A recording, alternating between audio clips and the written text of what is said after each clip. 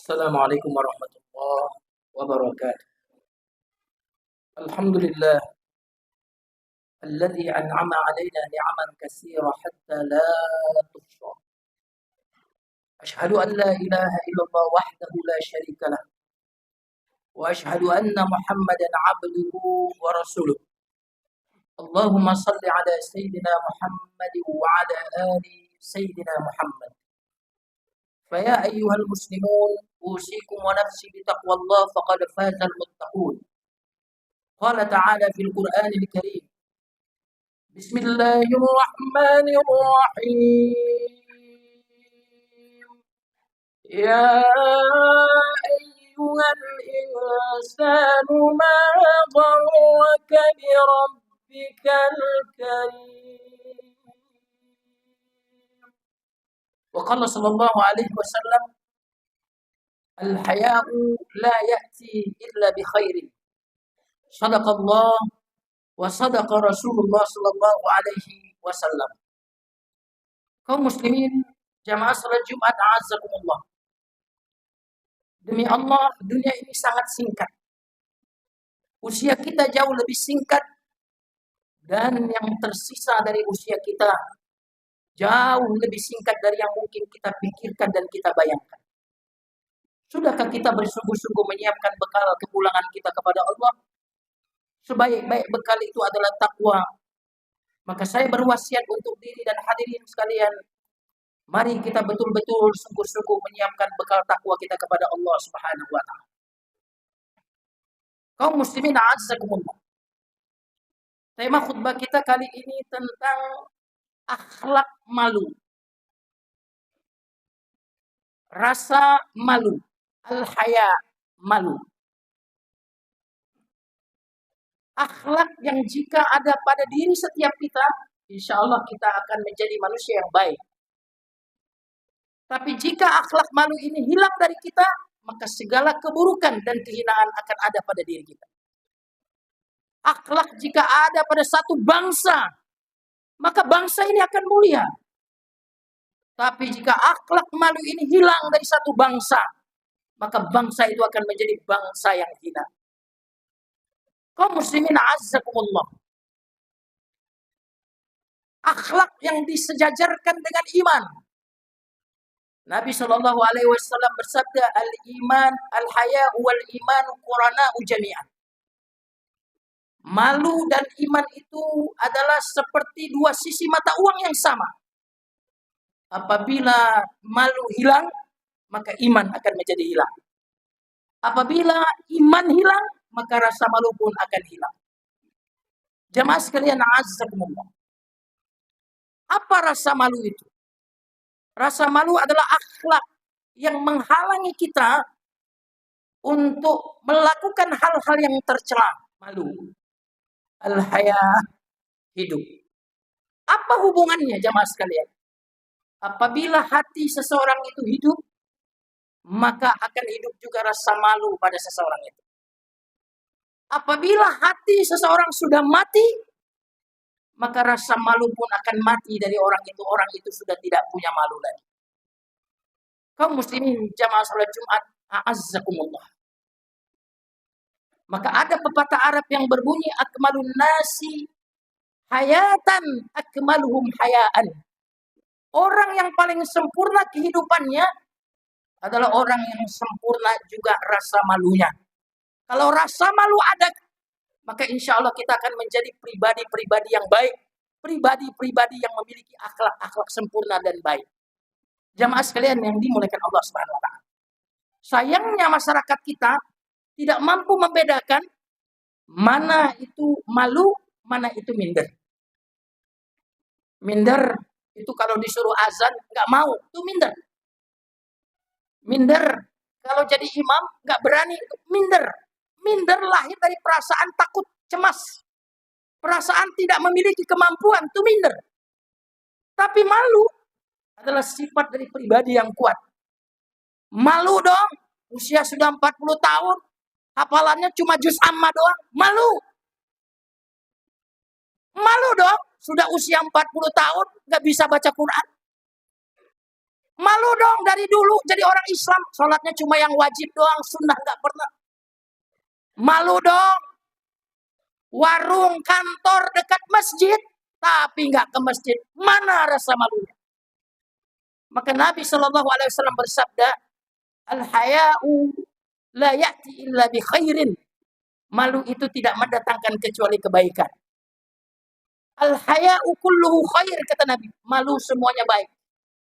Maka kalau kita tanyakan, untuk siapa kebaikan itu? Untuk yang punya rasa malu. Bahkan dalam hadis yang lain Nabi Shallallahu Alaihi Wasallam bersabda, al-haya'u minal iman wal imanu fil jannah. Rasa malu itu datang dari iman, dan iman itu tempatnya di surga. Kalau kita bertanya melalui hadis ini, untuk siapa surga itu diberikan? Untuk yang punya rasa malu. Jamaah sekalian yang dimuliakan Allah Subhanahu wa taala. Maka kalau kita sebagai suami, malu dong. Sebagai suami nganggur, malu. Coba sebutkan sifat-sifat mulia. Malu dong, punya hutang tapi nggak bayar, malu. Malu dong, seorang muslimah tapi nggak tutup aurat, malu. Jamaah sekalian yang dimuliakan Allah Subhanahu wa taala. Jepang bukan beragama Islam, tapi budaya malu sangat luar biasa yang ada di Jepang.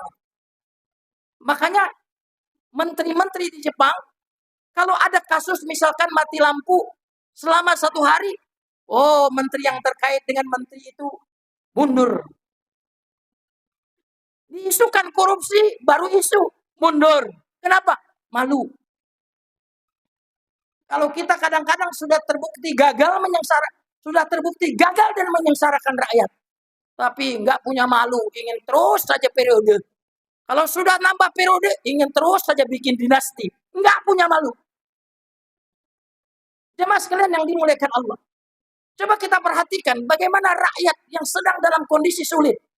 Ada anak pejabat nyewa jet pergi ke Amerika yang biayanya 1 jam itu miliaran. Subhanallah, di saat rakyat susah.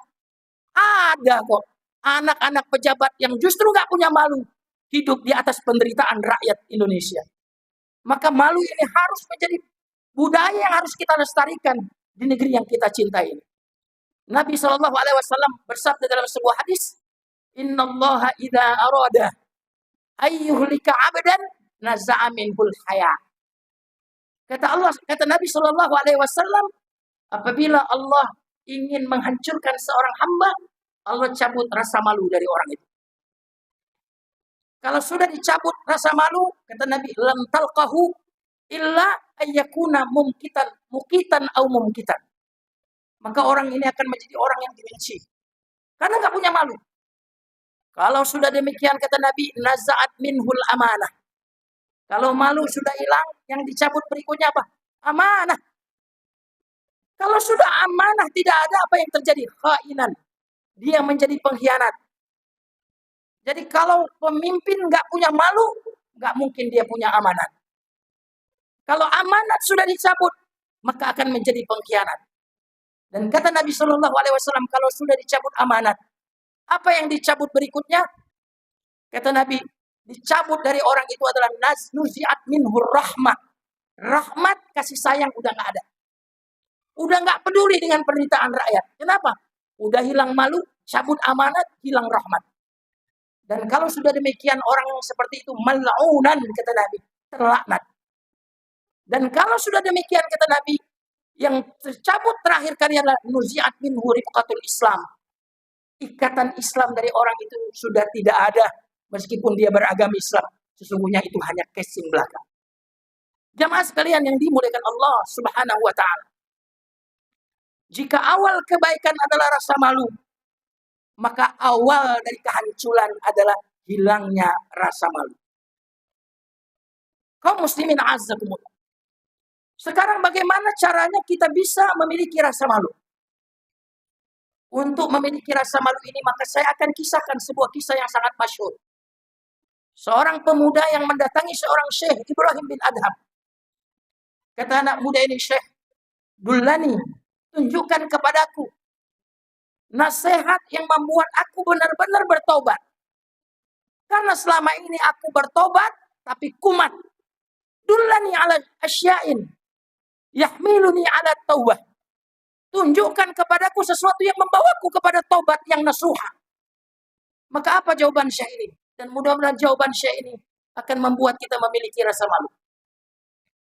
Kata Syekh ini kepada anak muda, wahai fulan, kalau engkau mau tetap bermaksiat, silakan. Tapi penuhi syarat berikut ini. Yang pertama, jangan tinggal di bumi Allah.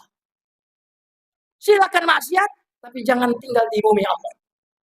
Lalu anak muda ini bertanya, Syekh, tinggal di mana saya? Di luar bumi Allah, kata Syekh. Bagaimana saya mampu tinggal di bumi Allah? Kata Syekh ini, apakah enggak malu tinggal di bumi Allah, tapi bermaksiat kepada pemilik bumi? Kalau engkau tetap ingin bermaksiat, kata Syekh ini, silakan. Tapi jangan makan rezeki dari Allah. Kata anak muda ini, makan dari mana saya kalau bukan rezeki dari Allah? Kata Syekh ini, tidakkah kau malu tinggal di bumi Allah? Makan rezeki dari Allah, lalu kau berani mendurhakainya. Kata Syekh ini kemudian, jika engkau tetap ingin bermaksiat, silakan. Tapi lakukanlah maksiat itu di tempat yang tidak dilihat oleh Allah. Coba bayangkan jamaah sekalian. Mungkinkah kita melakukan maksiat di depan ayah ibu kita? Di depan mertua kita? Di depan istri kita, anak-anak kita? Jawabannya mustahil. Lalu mengapa Allah bagi kita lebih rendah dibandingkan dengan ayah kita, ibu kita, istri kita, dan anak-anak kita? Maka kata Syekh ini, lakukan maksiat itu di tempat yang tidak dilihat oleh Allah. Kemana saya pergi, wahai Syekh? Semua tempat dilihat oleh Allah. Kata Syekh ini, tidakkah engkau malu melakukan maksiat di bumi Allah, makan rezeki dari Allah, dan dilihat oleh Allah, lalu engkau berani bermaksiat kepada Allah? Kalau engkau tetap ingin bermaksiat, silahkan, kata Syekh ini. Tapi jika malaikat maut datang ingin mengambil nyawamu, katakan kepada malaikat maut, tangguhkan. Lalu anak muda ini menjawab, bagaimana malaikat mau mengikuti permintaan saya? Kata Syekh Ibrahim bin Adam, apa engkau tidak malu?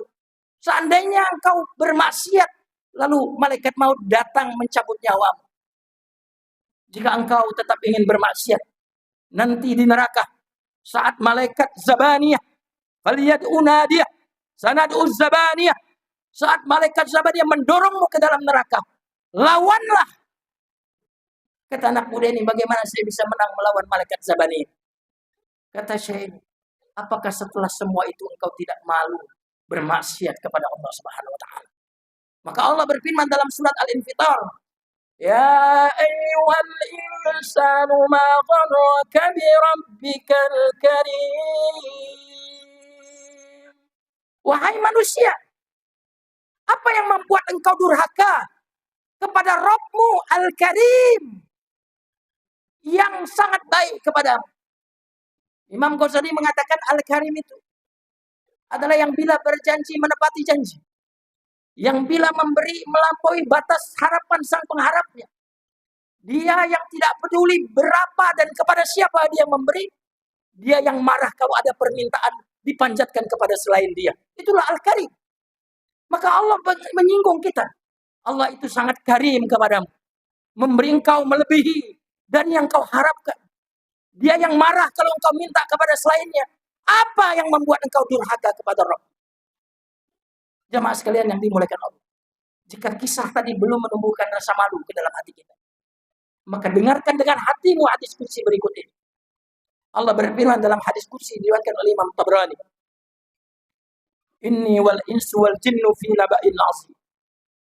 Kata Allah dalam hadis kursi, aku memiliki berita yang besar untuk manusia dan jin. Aku menciptakan mereka, tetapi mereka menyembah selain aku. Aku memberikan rezeki kepada mereka, tapi mereka berterima kasih kepada selain aku. Kebaikanku kepada hambaku terus-menerus aku curahkan, tapi dosa-dosa mereka terus-menerus mereka naikkan kepada aku. Aku mencintai hamba-hambaku dengan mencurahkan nikmat kepada mereka, padahal aku tidak membutuhkan mereka. Sementara mereka terus-menerus bermaksiat kepadaku, padahal mereka lah yang sangat membutuhkan aku. Orang yang berzikir kepadaku adalah orang yang semajelis denganku. Siapa yang ingin semajlis denganku, kata Allah, maka hendaklah dia berzikir kepadaku. Orang yang taat kepadaku adalah orang yang berhak mendapatkan cintaku. Dan orang yang bermaksiat kepadaku, kata Allah, aku tidak pernah membuat mereka putus asa dari rahmat. Apabila yang berdosa itu ingin bertobat kepadanya, maka aku adalah kekasih mereka. Jika orang-orang yang bermaksiat itu tidak mau bertobat, maka aku juga dokter mereka. Aku obati mereka dengan memberikan musibah-musibah kepada mereka untuk membersihkan hati mereka dari aib dan dosa-dosa. Siapa yang datang kepadaku, kata Allah, dalam keadaan bertobat, maka aku akan menyambutnya dari jarak jauh. Tapi siapa yang enggan bertobat kepadaku, kata Allah, maka aku akan mendatanginya dari jarak yang begitu dekat. Lalu berkata, kemanakah engkau akan pergi? Apakah engkau memiliki Tuhan selain aku? Bagiku satu kebaikanmu akan aku balas 10 kali lipat, bahkan aku akan tambah. Satu dosamu akan aku balas setimpal, bahkan aku akan maafkan. Demi keagungan dan kemuliaanku, kata Allah, jika mereka yang berdosa itu meminta ampun kepadaku, niscaya benar-benar aku mengampuni mereka semua. Apabila hadis ini tidak membuat hatimu merasa malu, maka mintalah kepada Allah agar Allah memberikan hati kepadamu, karena sesungguhnya engkau tak lagi punya hati.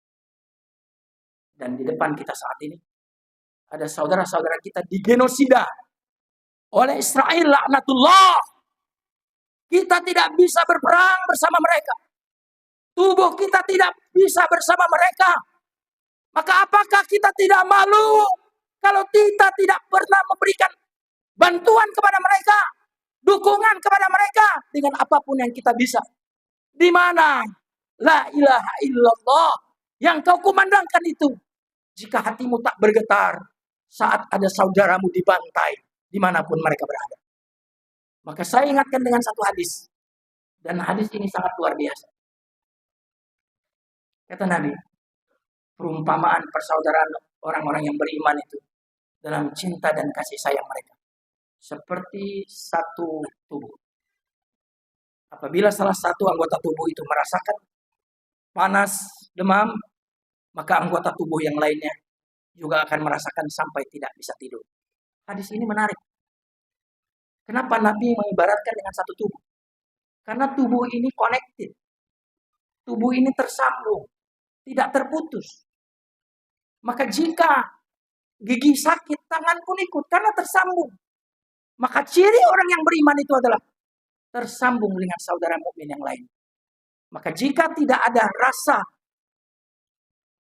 empati, rasa simpati, tidak ada kepedulian antar sesama orang yang beriman, maka itu menunjukkan iman kita belum sesuai dengan iman yang diinginkan oleh Rasulullah SAW. Mari kita bela saudara kita di Palestina, berikan bantuan apapun yang kita bisa, karena itu akan menjadi saksi bahwa kita adalah saudara sesama orang yang beriman. Barakallahu li wa lakum fil Qur'anil Karim wa nafa'ani bima fihi minal ayati wa dzikril hakim wa taqabbalallahu minni wa minkum tilawatahu innahu huwas samiul alim.